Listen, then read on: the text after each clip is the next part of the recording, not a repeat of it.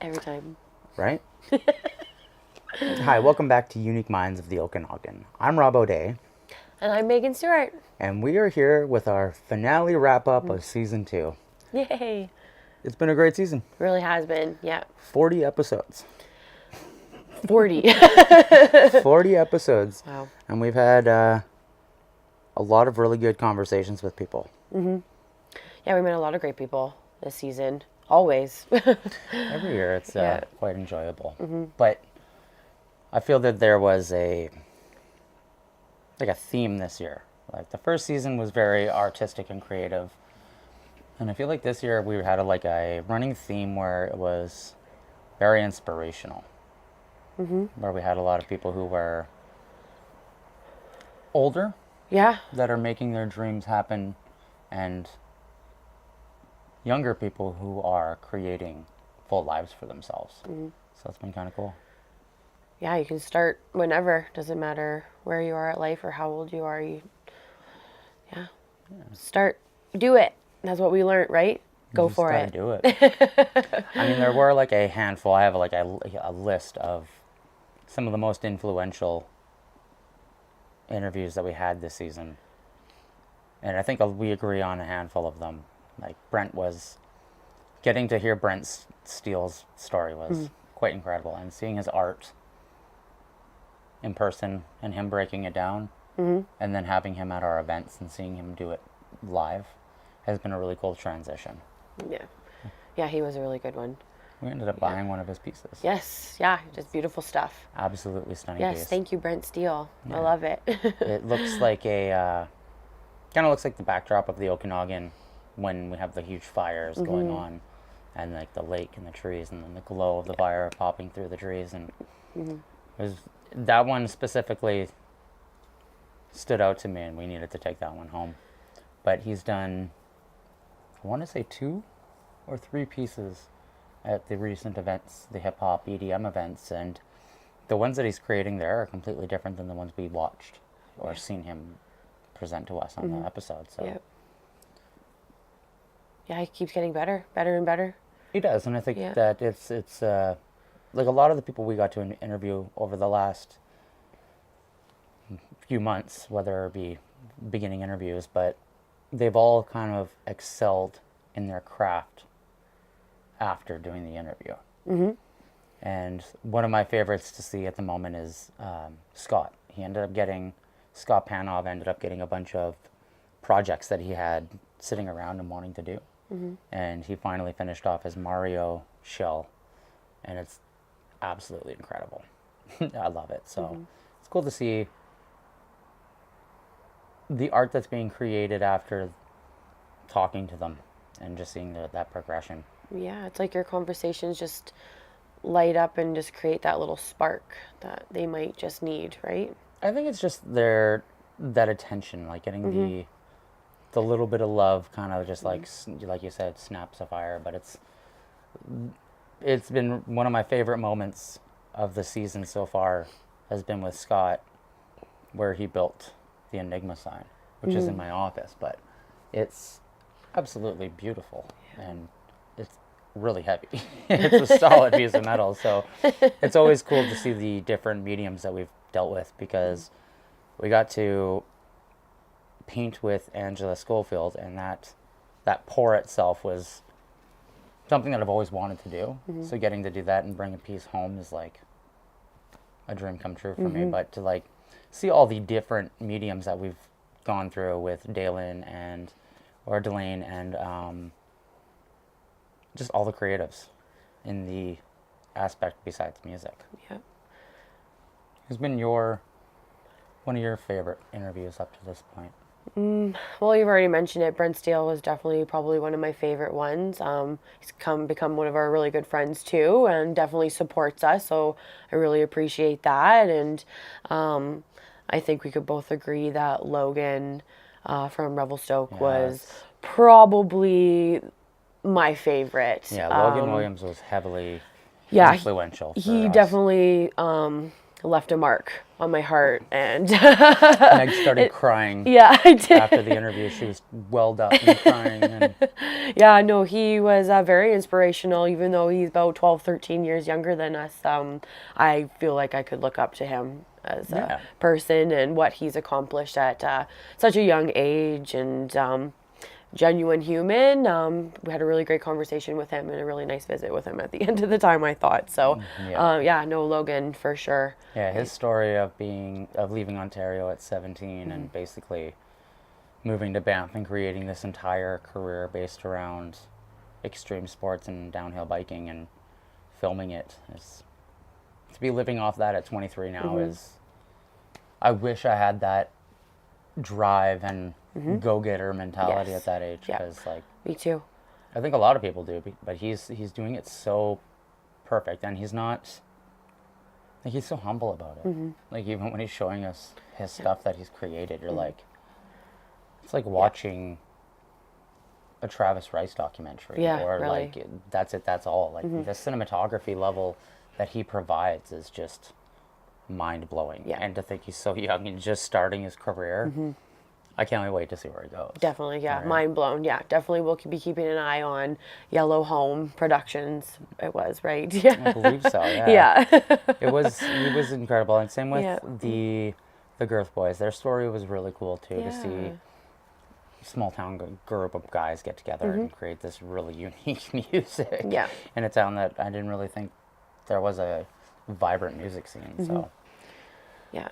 there was also a handful of interviews, like we were talking about earlier, where they were heavily based on what I found was the theme of the season, which was you're never too old to follow your dreams. And down the Lees, Mike, Scott, like all of these guys, Angela, they were all, I don't want to say they're all quite a bit older than us, but they're within 10 to 15 years older than us. And within the last 10 years, some of them have started their career.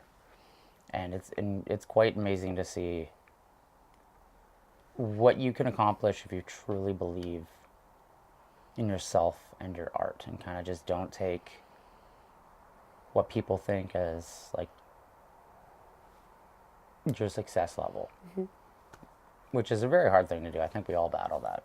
Even whether or not you're a creative or not, that self-doubt is very hard to overcome. And I think that they've managed to do that and excel at what they do, Yep. which is quite inspiring, especially with Down the Lees. Working with Andy in Storm the Empire and seeing how hard he does work when he's recording and when he's writing.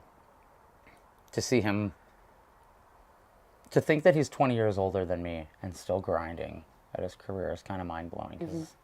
And they're only, like, Down the Lees is only getting further and further along in their career. Pardon me.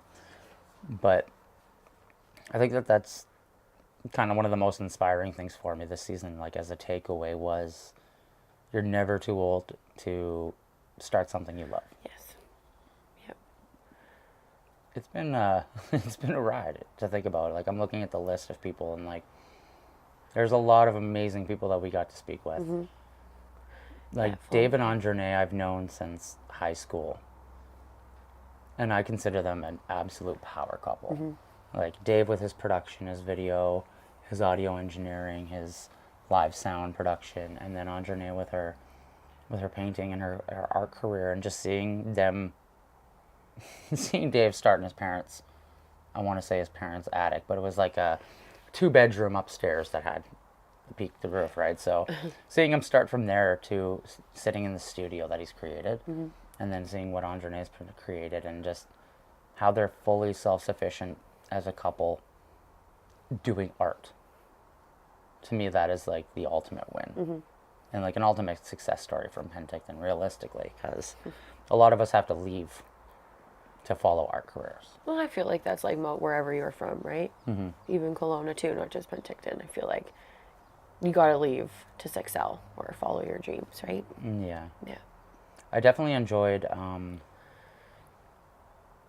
speaking with Winona Paul, because she was another one of those kind of success stories from Penticton where it's like growing up on the reservation and then having to like sell her art to be able to go on a European trip to go see world famous pieces of art, and then everyone kind of like confused as to how she did it, is kind of, it's just mind blowing for me that she herself has built this career to where like even the V's are rocking a jersey she designed. And like that for Penticton, in my eyes, like probably one of the top success stories, because they like growing up with friends who are on the reservation, they didn't really have a lot of access to getting out there. So it was kind of nice to see somebody excelling and getting out there, and to the point where like we brought up a point in her interview where I feel like she is defining the Aboriginal artwork of the Okanagan and the Okanagan peoples as like their own form of Haida. It was a really weird, unique concept, but you could see the spark and the like that thought hit, and just like never thought of that. But it's like that's the reality of what you're doing when you're creating these things, is like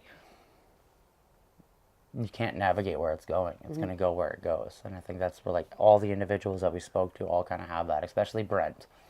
And with his chaos art, right? Like he's very go with the flow. And it's been, this year has been a really like influential season for me. Last year was great. Like the last season was, it was fun and enjoyable because we got to get out there and meet new people, and like meet people like Tristan and like Fiona Neal and Mike from Hidden Valley, and we got to meet like really unique people and watch that. But this year was like very getting to sit back and sit down with them versus like on the spot walking around and they're distracted by what they're doing, getting to speak to them and bring up like, I don't want to say revolutionary, but like revolutionary thoughts for them that have like inspired them to push their career. And I feel like that's what the key point of the show is inspiring not only a younger generation, but the entire arts community to be like this thriving flower. And I think a handful of people have done that since we spoke with them. And there's been the total opposite, where some of the people that we've spoke to have like bands have split up after we've talked to them. So it happens. kind of a give and take thing, but there's been a lot of really key moments. Rob McLaren's interview was really inspiring too. I've known Rob for years, and he was actually the first person to ever give me a live performance on stage with the Pasties back in the day, opening up for Ninja Spy at Jose's Pepper Club in Penticton.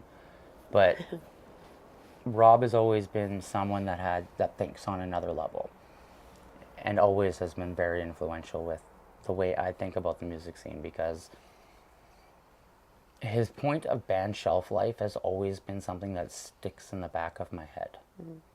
And you really do see that. And I think that the more I talked with bands this year from Kelowna, because we spoke with a lot of musicians from Kelowna, because the art scene in Kelowna is very thriving, but the music scene isn't. So it's nice to get into and expose all of the arts cultures that we have in the Okanagan. But a lot of the bands kind of have the same thing, where you hit a certain point in your musical career with specific groups, and because we've spent so much time creating this thing, that it's hard to walk away from. And a lot of bands, like Rob says, have a shelf life, and it's the 2-year, the 5-year, the 10-year, and it's really hard to see bands hit that 10-year mark and actually make that step in their musical career. Because it is very hard to have 4 people, 5 people working together for that long and be able to push. Because lives change, right? So that was a very like, between Down the Lees and Rob McLaren, that was a very like hard-hitting couple things to like accept and then work through. Was like, you have a band shelf life, and yes, it's inevitably going to end, or you make it successful, but you're never too old to start something new. Which is kind of a magical thing, really. Because like, you know that I struggle with being too old to continue what dreams I have. and you I are, feel like I'd be the same. yeah, I feel like that's a lot of people's battles yeah, around our age, I say. yeah. Midlife crisis. I don't know. I Right? don't It's like, it's know. not even like a midlife though. It's I like know. quarter life crisis. Quarter life crisis. Yeah, There we it's like go. it's just getting. We have four now instead of two. It's Excuse so. me. It's like it is funny to think that Yeah. that mentality is like how I think we're brought up. And one very very important thing that I've taken away from this season is that, and I've said it a bunch in the last couple interviews with people, is we live in the perfect time to make a career out of anything you want to. There's people making careers off of anything. Yes. Yeah. Like professional gamers. Yeah. There's professional everything, and it's Yeah. We're definitely in that era. which is Lots of opportunity and for that's so kinda, many things. Yeah. yeah, and I Yeah. think that that's one of the biggest benefits to the rapid technological advances and like that social media growth, but it's also like how do you navigate it? Yeah. And that's very hard because you kind of got to pick and choose where you want to put your time into, Yes. Yes. because you're not going to be good at all of them. Right. Yeah. You're not. You're going to have to pick one and work with it, or two that you're really good with. But pardon me. Did we ask what your favorite episode was this season? My favorite Yeah. episode. What was your favorite? I honestly don't know if I hard to pick. have Yeah. one specific favorite. There were a lot of like very valuable points in every one. But if I was to pick like my top three conversations that really hit, DJ Thistle would definitely be one of Yeah. them. Oh, right. Yeah. Getting to speak with him on the music industry and his perspective on being a parent too, while navigating being an artist, like a professional artist, was super inspiring for me because like my whole life is based on making film and doing music. There's like, that's my life and goals, and like nothing's going to change that. So it doesn't matter what vision is next, it's always going to be achieved because I'm always striving for something. And that's kind of where you have to be. Besides DJ Thistle, Zach Tarleton was a super inspiring story for me. Getting to hear his whole backstory and going to Mexico. Kind of the same thing with Sarah, where they're like professional musicians in Mexico for years, and then they come back, and it's like, how do you go from being on massive stages performing in front of thousands of people to like tiny bars? But it's like, that's what they love doing more, is like being genuine to their art. And it's kind of like to see people who hit that echelon of artistry and being a professional musician reverting back to the smaller shows is kind of like really shows you that the music industry itself is very different than the image that it's been given off for the last 50 years. Because there's three music industries now. You have the mainstream industry, you have the actual music industry, and then you have the independent music industry, which is what is really thriving right now, is independent artists, because major labels don't really provide anything anymore. Quite literally just put your songs on Spotify for you and maybe do some merch, but like they used to front the tours, they used to front the albums, they used to do all that, so they were a valuable commodity to have as an artist. But nowadays, with things changing, you really see even pop stars trying to go as independent as possible because they have to pay so much money back to the record labels. And that's where getting to speak with artists who have done it successfully and taking the points of like what advice they would give somebody who's just starting. And if you go back and you took every little tidbit from every artist that we spoke to and you put that into practice, you could fully live off music or art. And that's like the whole point of asking those questions, is no one teaches us how to do it. No one taught me how to book a show. I just quite literally called Voodoo's one day. It was like, can I book a show? And didn't even know they had sound systems, so we had to bring our own. Like, we had no idea. So artists don't have the same idea. Like, how does an artist get into a gallery?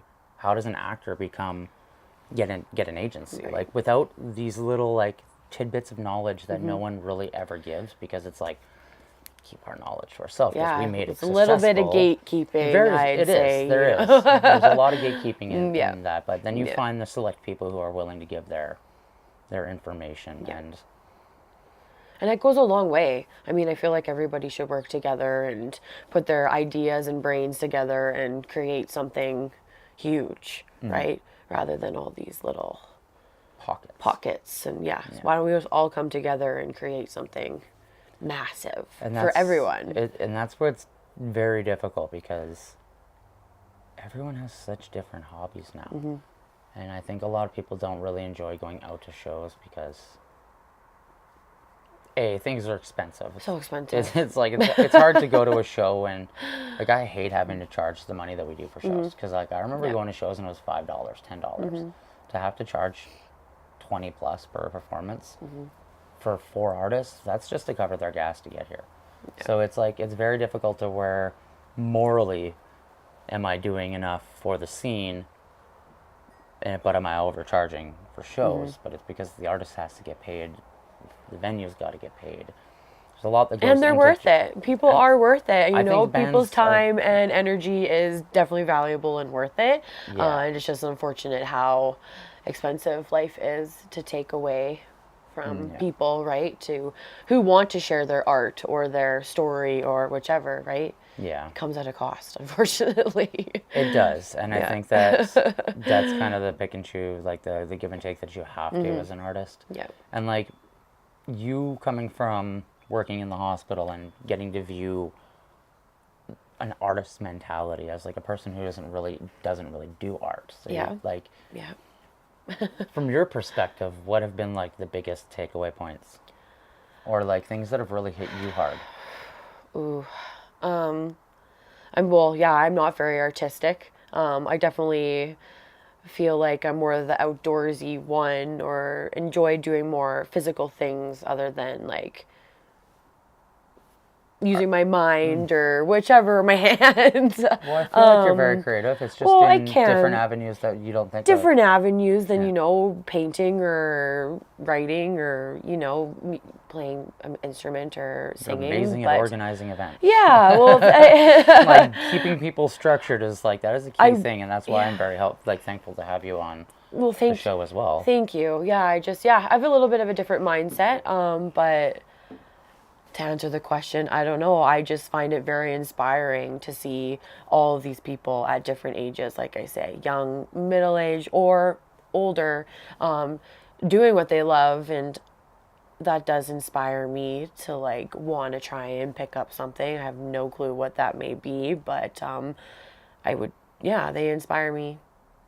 And it's nice to hear other people's lives. You can resonate with them, or again, learn from them and take that and run with it. And I feel like that's happened to you this season as well. I feel like you call them magical moments. I feel like there's been lots of magical moments, and I definitely think you and I will take something away from this for sure. Yeah, this season's been definitely like all life altering for me mentally, and even in the way that like I want to push further and harder with my own solo music and being like with my filming and the show and stuff. It's just like you kind of start. I don't think it's just because of the kids, but I think it's. I was gonna mention the kids. I feel like the kids play a huge part now that we're parents. But I think that inspiring, showing them like that I'm constantly grinding and working and like being around artistic people and like them being like, oh, dad's on TV or dad's on the show, and those are the things that are really going to spark their interest in being like, what else can I do and where can I be creative? Yeah. And I think that that's the whole point of being like, that's the whole duty of being an artist, is to inspire and create. Sometimes you have to be, what is the word I'm thinking of? Controversial in the way you approach making people think. And I think that is where it's very tricky to navigate nowadays, because 10 years ago when I was writing, I could be controversial and blunt about what I wanted to write, and people would understand it wasn't like an attack.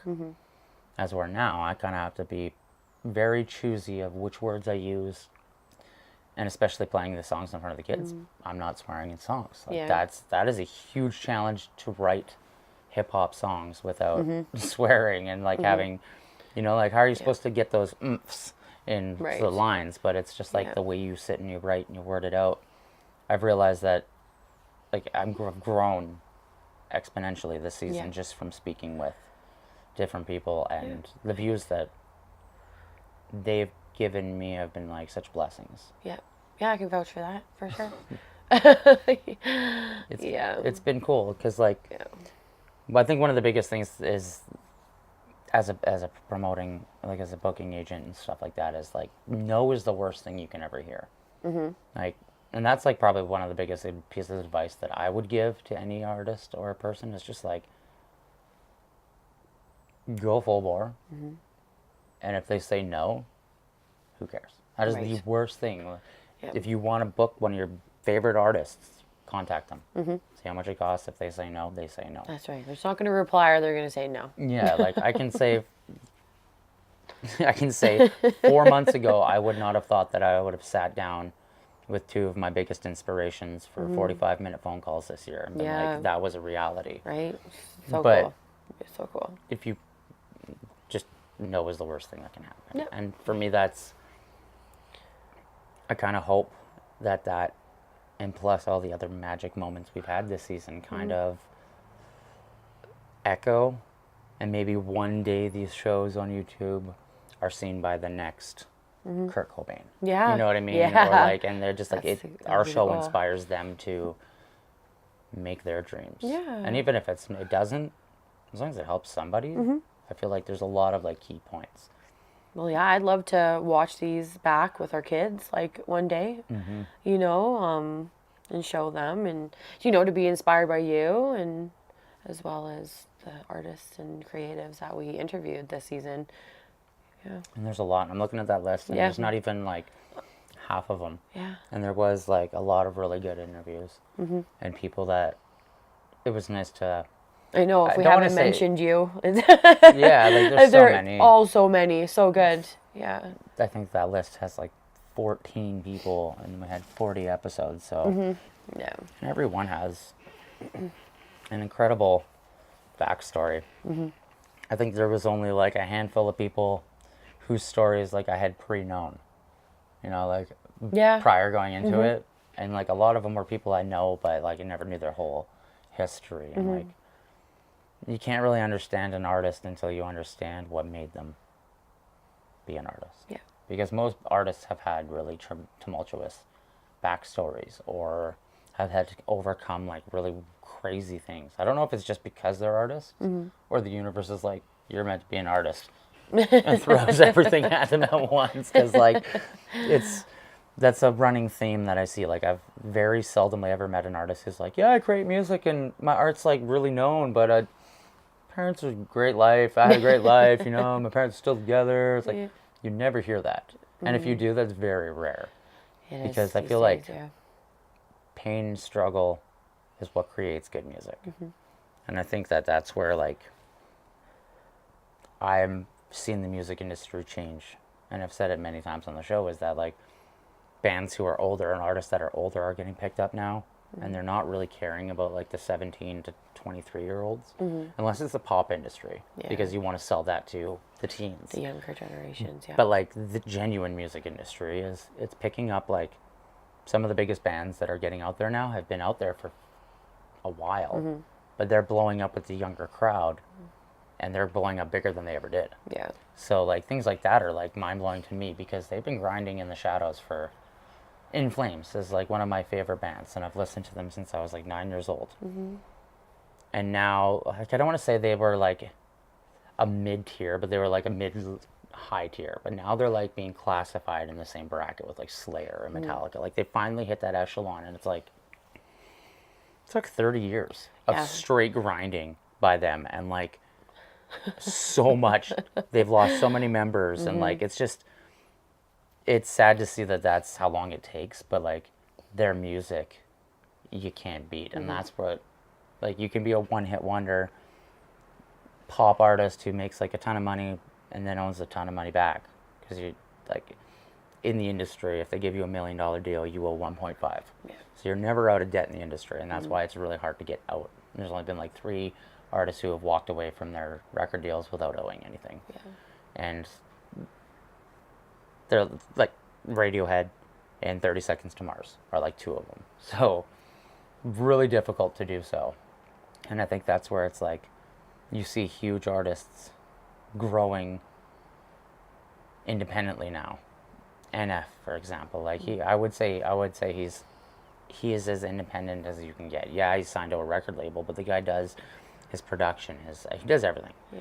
And I think that's what you need to be, and I think that that's what you have to do to run a successful business. You know, like it doesn't matter whether it's arts, you want to be a business, you want to be an athlete. Like to be an athlete, you've got to train, you got to practice, you got to go to everything, your games. Like Yeah, you put time in. to be a business owner, you got to wake up, eat, breathe, business. Yes. To be a successful artist, you have to do the exact same thing. There can't be any days where like, I'm going to play video games today. Yeah. Like that doesn't exist. There's no like, oh, I want to go for a hike. Like you're contacting people, you're booking shows, you're writing, you're networking. There's so many things you have to do, just because it's not the way it was. Whereas like you write a good song, somebody hears it and picks you up. It doesn't work like that anymore. No. Which is, I don't want to say defeating, but I think a lot of the artists and individuals we spoke with have created their own ways to move around that, which has been really mind-blowing for me.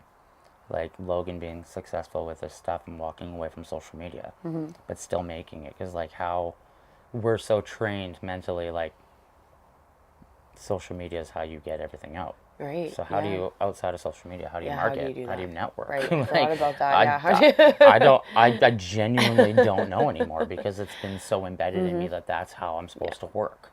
That I often wonder, like, what it would be like to just walk away from social media and just like maybe just have my artist page, Yeah.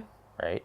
Would I be able to like create more, or would I be less productive? Because like, I don't know if I'll ever be less productive. I don't think so. No, but I think that's like one of the best, pardon me. It's one of the things that I really enjoyed about his interview was his ability to just walk away and do what he loves and still be able to do it Yeah. and excel at it. And same with they're not on the list. So it's could probably skip my brain right now. And I'm not pulling out the phone to pull out the interviews, so. But there were a handful of artists, like Kynan, for example. Like Kynan's backstory. I've known Kynan for years. Yeah, he was one of the first. Yeah, that was a while ago. And to hear his backstory, like, never knew that. And it was so inspiring to, like, hear how far he's come. And same with Chris. There's another one, right? Like, just to get to know these people on outside of the shows and get to know people personally, you start to realize why they are who they are. Yeah. And I think that's really what matters. Like when I got to sit with Dave was always will be one of the people who like will inspire me to try and push harder, because I see what he does and I'm like, I want to be like Dave Mai. Dave has always been like, how does he do it? Yeah. He is just so, in my mind, he is exactly what the perfect successful artist and father is. You know what I mean? He hits it in every aspect. Yeah. And there are a lot of people on that list that we've interviewed that kind of have that go-getter mentality, which just makes me want to push harder. Because not like a competitive thing. No. I'm kind of competitive, but like within it's yourself. within myself. For you. And I think that's like, And that's okay. That's what we're supposed to do. We're supposed to like pump each other's tires up and push each other a little bit farther. Yeah, and to do more. Exactly. And I think that's what this show kind of did this season too. Is kind of like a lot of the people that we knew prior to it really got either like a jump start on like, oh, I want to be creative again. They may have been sitting back and just like coming up with ideas or like putting things aside, but to like, it's hard to, as a person who has inspiration hit randomly, and then I put something down for months on end and never touch it again. To be able to, a couple things. Right, to have that inspiration, like my book series that I'm writing. Like, that's what was on my mind. Yeah, like I've been slowly trying to write a book series for years, and Yeah. it's like to get down and actually sit there and do it is very difficult. Oh, for sure. And like that's one thing I will accomplish. But it's like that's a long-term goal. Like maybe this winter I get to sit down and do it. But like we'll see. that's the thing is like things like that nobody knows about that I'm just like, yeah, I've got a random interest in I want to write a book series for no reason. Yeah. Gotta do it. Yeah. And it's just like I get these weird ideas. So like the festivals, like I remember the first time I mentioned I was gonna put on a festival, you just looked at me and you're like, what? Yeah. Why? Why? Why would you do that? There's a lot of work. Right, I know. Now look it at you was. now. Putting on 3. Well, I This think year. it's like we kind of had to. Yeah. At this point, like we tried to put it away for a year, and People we didn't do wanted anything. it. People wanted you. People wanted Well, it. you build it, they'll come, and I feel like Yeah. Which is flattering. So flattering. it is. And through the show, now we have live painters. Oh, yeah. We have Love that. dancers like Brett. Oh, yeah.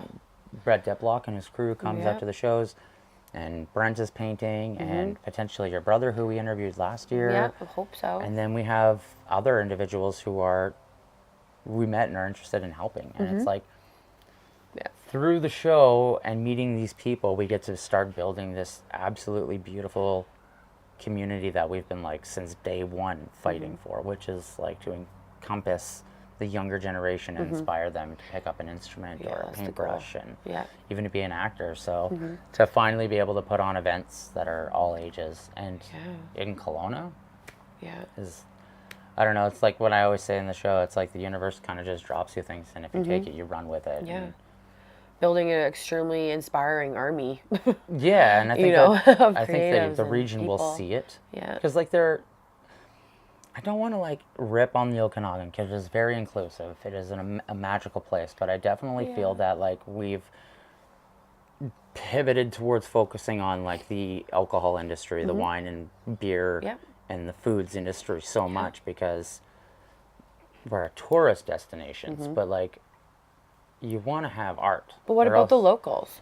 Well, it's not even the locals. Like the beach is only so fun. Okay. You got to offer other stuff, I know. right? Like no one just wants to go to the But beach I the mean, whole like time. but, like, supporting your locals. yeah, so like this is where like that idea of like the art concept that I'm working towards is like putting on these things with specific venues and specific artists, and I'm not gonna dive too much into it, but like that's for me, that's kind of where I'm pivoting to with the company as well as like booking less small shows and booking more inclusive community events because the older I get, I want our kids to be in it. Our friends have kids. Yeah. Like I always say with other bands, it's very hard to get your friends to come out now and like they've got bills. And how do you connect with the younger generation when they're not drinking and partying? Like when we were growing up, that was like the norm. Yeah. What? Yeah. So it's really, as an artist, it's really hard to like navigate where you want to market unless you have like a clear head. And I think a lot of people are just like, we need to get out to the masses. Yeah. And that's where they fail. It's like, you don't want to get out to everyone because not everyone cares about what you have to offer. Yeah. You want to find the people that really Yeah. enjoy what you do and just kind of like stick into that niche. And I think that's one thing that I've learned over this year is like, you can pay to put out ads to get song plays and like and all that, but like to have genuine fan base is way better. Yeah. Like I'm extremely proud of since May 1st, well I'd say March 17th when I released the single. So now I've organically grown almost 500 monthly listeners from nothing. And like to me that is more of a an accomplishment than when the band had like 2,500 monthly listeners because I knew that was coming from we were working with a company doing that for us. So it wasn't me. It wasn't, and I don't think it was all genuine, authentic streams. Right. Right? So like that's where it's like the growth is really hard as an artist if you're not willing to sell your soul, which is what I like to call it, because like you can pay for views, you can pay for likes, you can pay for all that to make yourself look very popular, but then when you step on a stage and you botch it, or just stick to being on camera, right? And this is where like after performing with some artists recently, it's just like it really pushes me to like show what artistry in hip hop is, and that old school mentality Yeah. isn't Just gonna gone. say that. Yeah. You know? I feel like we have the old school mentality. We're the last of the. They are the last. Yeah, and We are the last. and it is that like you definitely do see it like 4 years, 5 years Yeah. after we were born, there's a huge difference. But Yeah. I think there's, like we said earlier, there's like, we're at the best point in time for human beings to do what they want. Yes. Yeah, I believe so. And I don't think like we have to stick into that 9 to 5 box. And No, like, so I'm trying to get out of. right? And I mean, like, that's kind of the benefit to where we are now. Yeah. It's just realistically trying to navigate. Like, you're on this ship that's just like constantly changing. Like, our culture is changing Yeah. dramatically every day. Yeah, always. All you got to do is kind of look at the horizon and wait for the sun to come up and just wait for the sunrise. Because like, realistically, no matter how much chaos there is, there will always be light at the end. And I think that's just like, you got to constantly put in that grind. Yeah. Absolutely. It's definitely been an awe-inspiring year. Like, I could talk for hours on Yeah.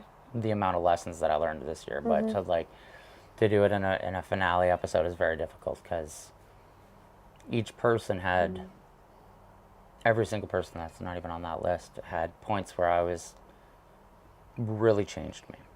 Like, my mental state walking away from the interview, hopping in the car and driving away, I was just like, man. Almost like therapy. It is. Therapy. It is very therapeutic. It is. And it's, Even if that's not even the goal of the Yeah. interview, which is not, it's just, it really is. it is. And I find that it's very, as a person who loves to do things for people but doesn't like to be around people, is the easiest way to describe me.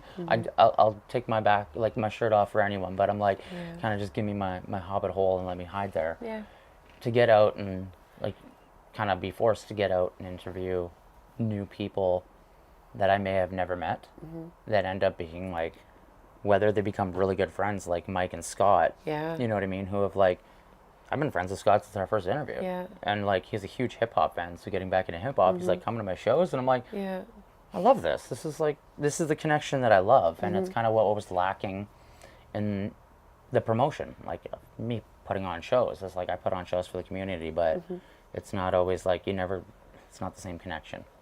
No. It's because it's not one-on-one. It's Right. very like, you've got to like talk to somebody for 2 seconds and walk away. So I'm a very deep thought person, and I like to have deep conversations. So like, to sit down for an hour minimum with somebody is like perfect, because I can just like, we can hit so many different conversations and points, and it doesn't get dull with creatives, because they intrigue me. I like to see how other people's brains work and think when they're creating, especially musicians, because everyone walks into writing a song differently. Some people write into it doing lyrics and then putting the melody to that, and I find that absolutely insane. I'm like, how that's crazy. Don't do that. That doesn't make sense to me. Yeah, definitely It doesn't don't. work. And Definitely some people doesn't. do it so well, and I'm just like, how? Like, they'll write their song and then like, the melody comes to it, and I'm just like, I don't hear it that way. I have to hear the music first to write the message, because the message is what the music makes me feel. Like, I can walk into creating a song and be like, I want to make a super clubby song. The moment my hands touch the piano, all of a sudden it's like playing this like reggae rhythm. I'm like, okay, so we're not going clubby now. We're just going to let this go wherever it goes. And that's kind of like that free will of letting yourself go completely to whatever that is. I have no clue what it is. The inspiration is, whether it's the universe, a higher power, insanity flowing through you. There's just something there that you kind of can't stop. Like, it's like, if you do, it's like getting hit by a semi-truck. Like, it hits you hard, and you don't know. It actually physically drains you if you're not releasing that creative outlet. And I think that trying to control that is like, what was one of the hardest things as a producer. It's like, oh, I need to make a beat that's this themed because somebody's paying for it. And it's like, just make the music, and if people enjoy it, and writing lyrics to it is kind of where I gravitate towards. But seeing other people on their creative process has been like mind-blowing. Especially like hearing everyone's other people's opinions on what they write about. Because everyone's got a different story. Like, the things that Laura Lee writes about are different than what Rob write about, or what Zach write about. And because it's based on like a personal journey And I think that that's really what creates the beauty and the magic behind art is you may not have to like everybody's artwork, but you find these unique artists that you absolutely love and you cherish, whether it's a musician, like everyone's got their favorite artist of like who resonates with them. Mm-hmm. And to be that for somebody is probably one of like the coolest feelings ever. Like getting to see Jonathan at the Salmon Arm show. Yeah. He's been a huge fan of Yeah, mine you're a forever, longtime and fan. like Yeah. he came to every show, and then to like 11 years later, he still comes to my shows as Yeah. soon as he finds it, and it's just like he's not a Having he's the not a best fan time. at that point. He's Yeah, like family to me, totally. and it's like you can't replace those connections for anything. Yeah, after that many years, right? It's insane. Still had the biggest smile on Yeah, his face. he was like in high school or middle school when he Yeah. first met me, and it was like Yeah. he's Throwback. thanks to like Abstract Sonnets, who used to host these tiny little shows before he blew up, and now he's one of the top DJs out of BC. Yeah. And it's like, So that's what I mean, incredible. getting to see where my friends progress and like how far they've come is like the biggest happiness for me. Yeah. And I think that that's like getting to meet other people, and then now in 2 years when we see them again, it's like, how far have they come? Yeah. Right? And like, there's a lot of people I've already got lined up for next year that are absolutely incredible. And I can't wait to do those interviews because I think the quality of interviews and the messages that are going to be coming next year as well we'll walk into it thinking it's one thing and it's going to come out being something completely different. Yeah, And I'm That's the beauty of it. You never Right. know, right? excited to learn those lessons. Yeah. You think we can learn a little bit more going forward? I think, right? No, I'm just kidding. We can. Of all Lots of room for that. Right. Of all the creative disciplines that we interviewed this year, which one was your favorite? My favorite interview. No, not favorite interview. sorry. Your favorite creative discipline that we got to witness. So we got to witness sculpting and painting Oh. and like we got to see a lot of different. Yeah, the sculptor, the sand sculptor. Yeah, Delane. Delaney. Delane's We haven't insane. even mentioned Delaney. Yeah, I know I did. Delane was. He was a fun one because Yeah, like, he was. Yes. Yeah. his story is kind of inspiring, but like, never thought I'd get to sit down with somebody who sculpts sand. Yeah. Or Right. snow and ice and like Yeah. Yeah, that's cool. as a profession. As a profession too, Yeah, right? so it's cool. like you never know who you're gonna meet, and I'm excited for next year. Yep. It's definitely. I wish I had words that could describe how much fun this season has been to speak with everyone. Because the messages, the moments, and the lessons that were learned, I don't think were like, there's no price that I could put on those.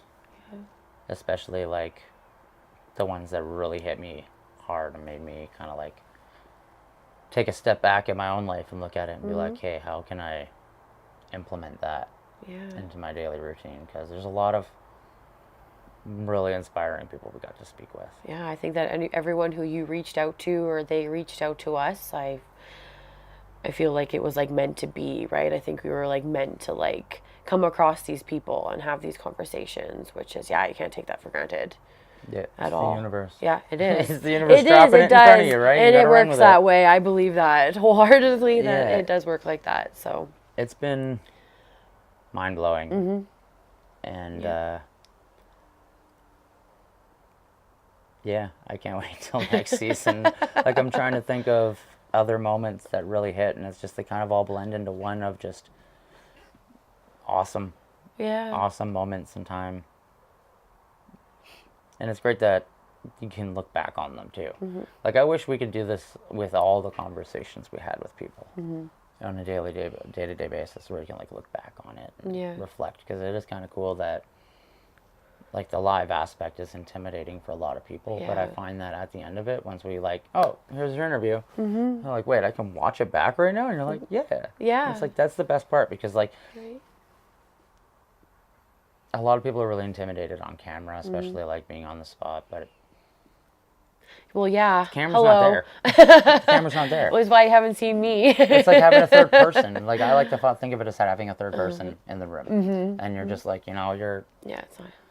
kind of ignoring the dude because they're on their phone. You know what I mean? Yeah. They're busy on their phone in the corner, and you're just like, okay, I don't need to worry about having a conversation with the camera. So, but yeah, I think that's been one of the funniest things this year is like people's like, oh, it's live, and that really scares a lot of people off. But I'm like, trust me, like it's so much funnier. Like the amount of times animals bumped the camera this year, or animals came into to interviews. It's like, yeah, you can't beat that. No, or there's like, always room for fuzzy friends. yeah, always. Yeah, it's like I'm trying to think of Mike's dog, Herbie, when he knocked the camera because Christine was so excited doing her hula hoops, and Herbie was getting all excited because Mom was getting excited, and it's just funny moments like that that are like, yeah, it's live. You can't beat it. No. And it's, how do I phrase this? It's been an unexpected, I don't want to sound like a total Hobbit geek, but it's been an unexpected journey of like magic and growth the entire season. And I think that a lot of our interviewees can agree with. Yeah. Even the magic moments they walked away with. And hearing them like comment back or like message us and be like, thanks, I got a lot out of that. Or I hope that this is not the end. I hope that we can like still continue these friendships with, if not everyone, most of them. I think, I hope that happens. I hope we can still become friends. Yeah, I definitely can't wait for next year. Yeah, same. Yeah. Thank you. Great season. Thank you guys for everything. Make sure to check out all the interviews if I haven't. And we'll see you next season. Bye.